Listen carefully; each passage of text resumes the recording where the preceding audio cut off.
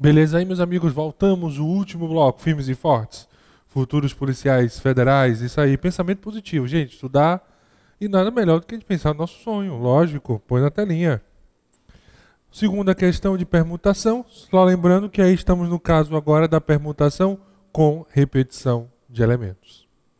Considere que um decorador deva usar 7 faixas coloridas de dimensões iguais. Ó, 7 faixas coloridas de dimensões iguais, pendurando-as verticalmente na vitrine de uma loja, para produzir diversas formas. Nessa situação, se 3 faixas são verdes e indistinguíveis, 3 faixas são amarelas e indistinguíveis e uma faixa é branca. Esse decorador conseguirá produzir no máximo 140 formas diferentes com essas faixas. Então nós temos aí o seguinte, são 7 faixas coloridas, nós temos 3 faixas verdes, 3 faixas amarelas e uma faixa branca. Vem comigo? Olha só o que é que nós temos. Pense assim. Aqui são as 7 faixas arrumadas. Como é que eu posso produzir essa situação? Eu posso pegar a faixa 1, jogar para 2, a 3 para cá, jogar para lá. Ou seja, eu vou trocar a posição. E a permutação trata-se da troca de posição de elementos de uma sequência. Permutação sempre vai ser assim, vou dar a dica para vocês. Temos 7 espaços e 7 coisas. Então você já se liga que é uma questão possível de ser permutação. Você tem 7 faixas e 7 lugares.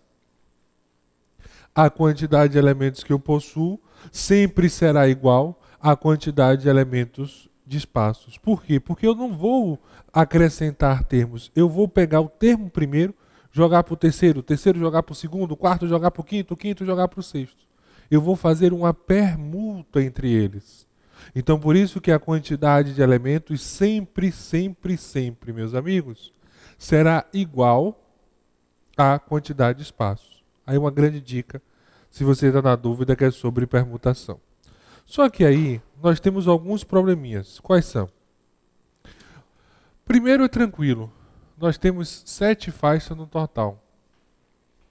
Só que as faixas verdes, elas aparecem 3 vezes. E é aquele caso que eu comentei com vocês. Eu trocar uma faixa verde com outra faixa verde, continua sendo faixa verde. Põe na tela.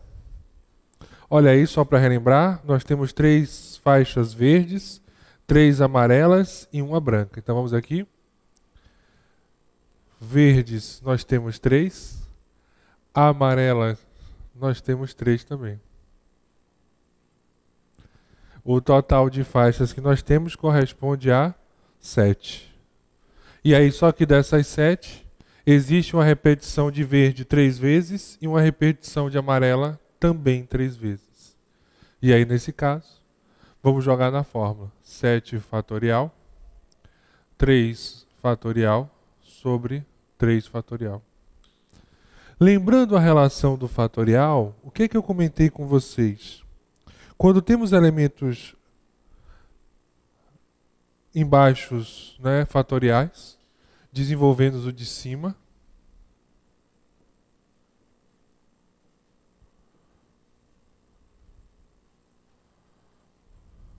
para poder cortar, 3 fatorial, vezes 2, vezes 1. 3 vezes 2 vezes 1 corresponde a 6. Então 6 corta com 6. Essa é a relação que nós temos. E aí nós vamos fazer o quê? 7 vezes 5 vezes 4. Corresponde a 140 possibilidades. Então, o total de possibilidades ou maneiras distintas de 7 faixas, tá certo? Tendo 3 verdes e 3 amarelas, que eu posso fazer essa permuta entre elas, corresponde a 140 possibilidades, ok? Põe na telinha. Então, observem aí, gente. Olha o que ele disse lá. Olha lá embaixo. No máximo, 140 formas diferentes com essas faixas. Então, ele vai ter 140 opções. Olha o que ele disse aí. Esse decorador conseguirá produzir, no máximo, 140 formas diferentes? Certo.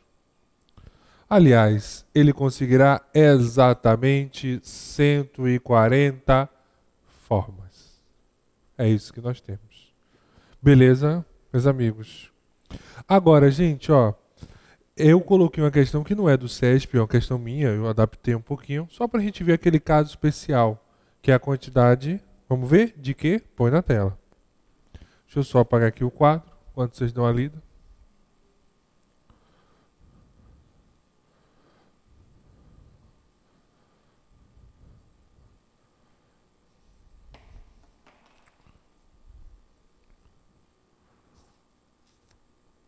Um anagrama, do grego ana, voltar ou repetir, mais grape, escrever, é uma espécie de jogo de palavras, resultando do rearranjo das letras de uma palavra ou frase para produzir outras palavras, utilizando todas as letras originais exatamente uma vez. Um exemplo conhecido é o nome da personagem Iracema. Claro, anagrama de América, do romance de José de Alencar. Considerando a palavra Pindamonhangaba, em quantos anagramas essa palavra se repete? Então ele quer saber o seguinte: qual é a quantidade de repetições da palavra? Então, gente, vem para cá. O que devemos ter cuidado? Total de anagramas.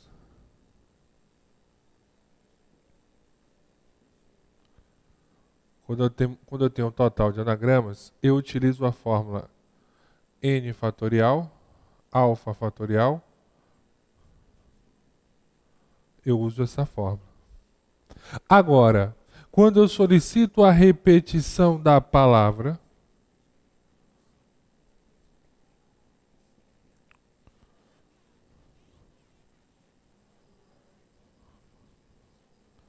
alfa, beta. Então essa é a repetição da palavra, ok? Então a repetição da palavra, você vai dar o quê? É o fatorial das letras multiplicadas.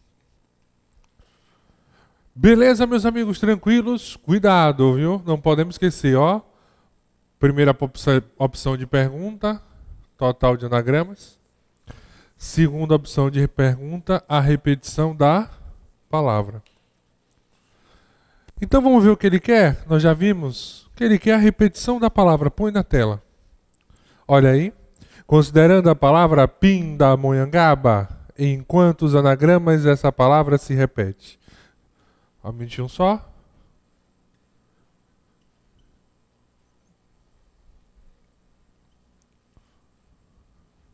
Pode trazer. Olha que nome lindo. Pindamonhangaba. E aí, meus amigos, ele não quer o total de anagramas da palavra. Não, não e não. Ele deseja a quantidade de repetições da palavra. Então nós vamos fazer o quê? O fatorial, o produto do fatorial de cada elemento. Vamos começar pela letra A. A letra A, ela repete 1, 2, 3, 4. Então é 4 fatorial. Tá 4. Daqui a pouco a gente coloca o fatorial. A outra letra que se repete é o N. E o N, 1, 2, 3. E o N, 3 vezes. P uma vez só, o I uma vez só, o D uma vez só, O M uma vez só, o H também, G, B também, tranquilos. Então as únicas palavras, as únicas letras que se repetem nesse caso é a letra A, que repete 4 vezes, e a letra N 3 vezes. Não podemos esquecer, muito cuidado. Inclusive o SESP adora colocar a resposta 4 vezes 3, 12. Você deve fazer o quê? O fatorial, gente. Não esquece do fatorial. Então a nossa resposta é 4 fatorial vezes 3 fatorial. Essa é a nossa resposta. 4 fatorial vezes 3 fatorial. O que é 4 fatorial? 4, 3 fatorial. Nós temos 24 vezes 6. 144.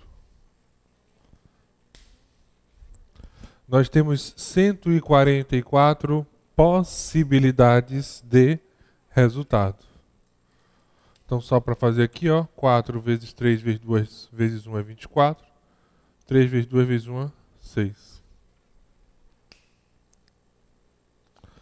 24 vezes 6, 144 possibilidades. Põe na telinha, vamos marcar. A nossa questão, pessoal, olha a emoção. Vamos marcar a alternativa de letra C. 144 possibilidades. Só uma coisa importante, gente. Eu gosto de trabalhar esse método. Método focado em concurso. Como é que a banca cobra isso, esse tema. Quais são as possibilidades de cobrança. Então, quando aquela sua banca não tiver uma questão, eu vou pegar de outra banca. Porque, lógico, acontece isso. Por exemplo, tinha questões que só cobrava ESAF. O SESP colocou. Então, às vezes, lógica, é interessante você pegar uma banca ou outra para ver alguma novidade, algum tema novo que está sendo abordado. Porque lógica é uma ciência que, na verdade, vai gerar um momento que vai ter repetição de questão. E aí, para evitar essa repetição de mesma cobrança, existem as questões clássicas, está lá, sempre, toda hora cai. E aí, você, às vezes, tem essa roubadinha de banca, que eu até comento com o pessoal. Ok? O nosso último assunto é um assunto que tem sido cobrado, né, muito em concurso, no concurso agora do TRE da Bahia, foi do ano passado, 2010, cobrou também uma outra relação. Inclusive, eu sempre comento, pessoal, que esse tipo de permutação você tem que ficar muito atento. Que permutação é essa? Nós já vimos a permutação sem repetição. Vimos a permutação com repetição. Qual é que está faltando? Essa mesmo, com certeza. Temos a permutação circular. Deixa eu apagar aqui um minutinho só.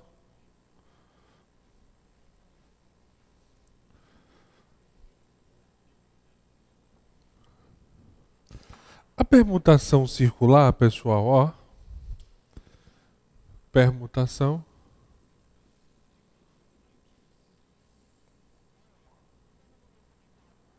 circular.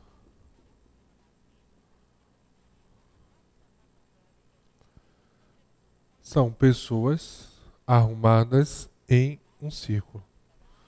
Então, a nossa permutação circular são pessoas arrumadas em um círculo. Muito cuidado nessa hora. Então, o que é que você tem que ficar atento? Pessoas que estão arrumadas em um círculo, no formato circular, temos uma questão de permutação circular. Então, a fórmula da permutação circular é, você tem duas opções. N menos 1 fatorial ou N fatorial sobre N. E quem é N? Total de pessoas. Eu tenho um hábito, eu gosto de usar essa fórmula de cá. São essas fórmulas que nós vamos utilizar. Então, PC é igual a N menos 1 fatorial. ou n fatorial sobre n. Eu gosto de usar essa. Agora, por que a fórmula é n menos 1 fatorial? Por exemplo, gente, quando você tem uma fila, aqui você tem a primeira posição, segunda, terceira, quarta posição. Você tem uma relação de ordem na situação. Quando você tem uma mesa retangular, você tem posições diferentes. Você tem a pessoa da cabeceira e você tem as pessoas que estão sentadas na lateral. E é isso que nós temos. Só tem a pessoa da cabeceira e as pessoas sentadas na lateral. Então existe uma relação de ordem. Então, ó, quem está na cabeceira ou é esse, né? Aquela situação. Quem está na posição de comando? Tem isso. Agora, quando você tem uma relação de um círculo, e desculpem, eu sou péssimo para desenhar, que você tem uma pessoa 1 aqui, e aqui uma pessoa 2, e aqui uma pessoa 3, pessoa 4, pessoa 5. Quem é que está na cabeceira? Será que existe uma relação de ordem aí? Será que você pode fixar um ponto e definir uma ordem? Sim ou não? Bruno, é muito complicado isso. É tanto que vocês lembram a nível de curiosidade? Olha como a matemática é importante. Meu câmera, você conhece os cavaleiros da Tábula Redonda? Qual é o nome? Isso, meu câmera, Rei Arthur. E você sabe informar por que a mesa era redonda? Já se perguntou isso? Porque numa mesa redonda não existe cabeceira. Então todos os homens são iguais. Agora, numa mesa de uma família, como é que é a mesa? Tem a cabeceira, onde senta o patriarca. Então existe uma relação de poder nessa situação. Então por isso que a mesa era redonda, porque não existia um líder. Ali era 12, que na verdade deveria ser um número ímpar para ter o desempate, até brincamos sobre isso. Mas essa situação da mesa redonda é isso. Para mostrar que não existe uma relação de poder. E ali todos são iguais. Por isso que são os cavaleiros da tábua redonda. Todos faziam a forma de um jeito, onde não existia uma posição de destaque. Como eu mostrei para vocês na situação da mesa retangular. Então, a permutação circular é o seguinte, tanto faz você contar nesse sentido ou nesse. Desculpa. Vocês estão fazendo a mesma contagem. Então, por isso que você vai ter essa divisão por N. Porque numa mesa não tem uma relação de poder. Então, você acaba contando sem querer no sentido horário e anti-horário o mesmo grupo. E aí, por isso que nós dividimos por N. Agora, qual é o cuidado que devemos ter numa questão sobre o tema? E agora eu vou informar a vocês.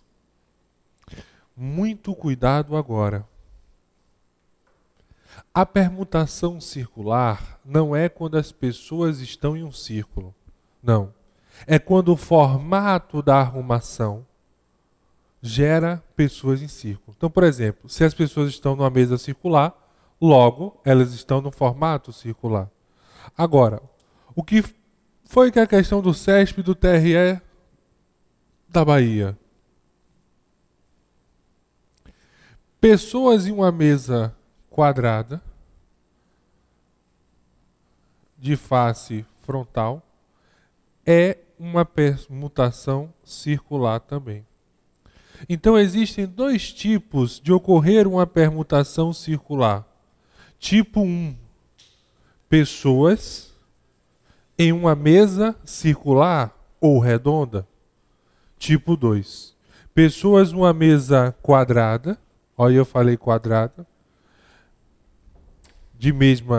quadrada, não precisa falar, já é de mesma dimensão todos os lados. E vai existir entre eles uma relação de quê? De círculo.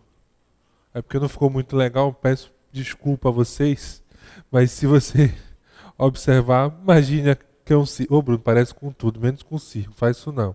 Imagina que é um círculo. Então tem essas duas situações da permutação circular. Mesa redonda ou pessoas em a mesa quadrada, que aí é a mesa frontal. Tá certo? Põe na telinha. A nossa quarta questão. E aí essa quarta questão é aquela questão 0800, de graça, de graça, de graça.